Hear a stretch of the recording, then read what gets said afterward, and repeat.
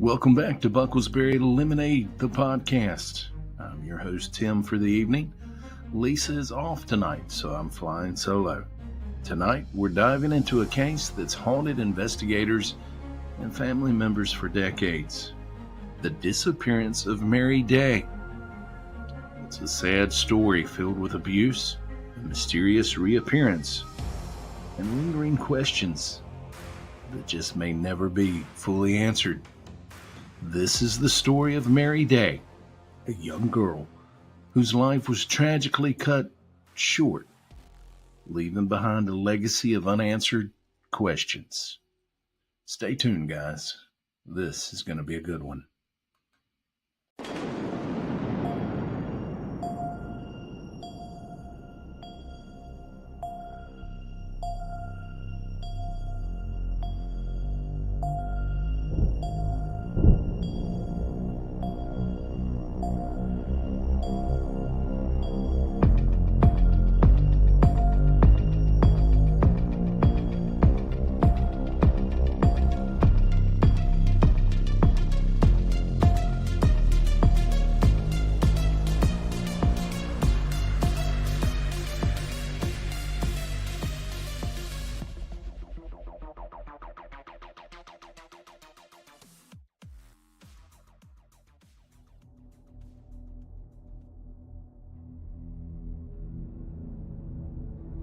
Mary was just 13 years old in June of 1981. She was living in Seaside, California with her biological mother, her sister, and a stepfather who, he was described by many as being abusive. This wasn't just a case of a strict parent. We're talking about documented instances of physical abuse, enough to bring Child Protective Services into the picture. Yet, despite all these red flags, Mary stayed in the home. Now, the events leading up to Mary's disappearance are chilling. On the night she vanished, her stepfather, in a fit of rage, accused Mary of poisoning the family dog. The dog was about the only thing that this man truly loved in this household. He claimed he was possessed by a demon, and he brutally beat her, leaving Mary bleeding from her mouth. Now, shortly after this horrific incident, Mary was gone, just vanished. Her family never reported her missing. Never. Think about that for a moment. Her own family never reported her missing. That's a Mother and Father of the Year award waiting to happen. Now, years passed. We're talking decades. The case had grew cold. Then in the early 2000s, a glimmer of hope appeared. During a routine traffic stop in Arizona, a woman using an alias, who also happened to have a thick southern accent, was found to be using Mary Day's Social Security number. The woman's name was Monica Devereaux. Now, in a strange twist that sounds like something out of a Lifetime movie, DNA testing confirmed that this woman was Mary Day's biological mother's child. Told you it got weirder. But this wasn't the happy reunion you might would have expected. No, this woman by now was claiming to actually have been Mary. She had memory lapses, couldn't recall shared childhood experiences, and just seemed a bit off. Her own sister began to suspect something wasn't right, especially when this Mary returned to California to collect an inheritance. This led to a deeper investigation and another shocking turn.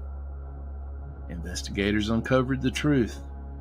This woman, she was the secret daughter of Mary's mother and her stepfather, adopted and essentially hidden away. It is believed she was coerced into stealing Mary's identity, possibly to help her parents evade prosecution for Mary's presumed murder. Now let's go back just a second. You remember that detail about the dog being poisoned and about the violent beating? Mary's sister recounted how, after that night, their parents warned them to stay away from a particular part of the yard and to never speak of Mary again. Decades later, cadaver dogs were brought to that very same spot, and they alerted to a specific location.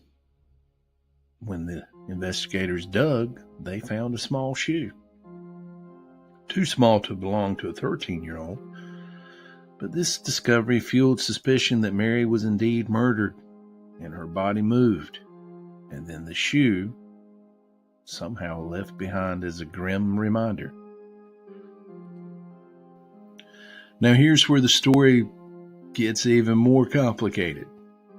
You see, facial recognition software was used to compare a photo of Mary from 1981 to the images of the woman from Arizona claiming to be Monica Devereaux. You guessed it.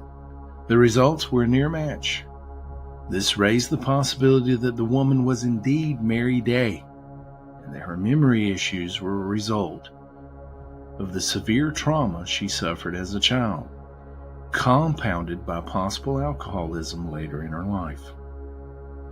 Some believe she needed Mary's identity to access government benefits due to severe health issues. Tragically, this woman, whether she was the real Mary Day or Monica Devereaux or not, passed away from cancer years later, taking her secrets with her. So, what do we make of all this? Was Mary murdered by her abusive stepfather? Was the woman in Arizona truly Mary, a victim of unimaginable circumstances, who simply wanted to escape her past? The truth, well, it remains elusive. The case of Mary Day is a chilling reminder of the darkness that can lurk behind closed doors, the secrets that families keep, and the enduring power of unanswered questions. Thank you for joining me today on Bucklesberry Lemonade. If you have any information about the disappearance of Mary Day, please contact the proper authorities. Until next time, stay safe, and remember, sometimes the quietest of shadows hide the deepest of secrets.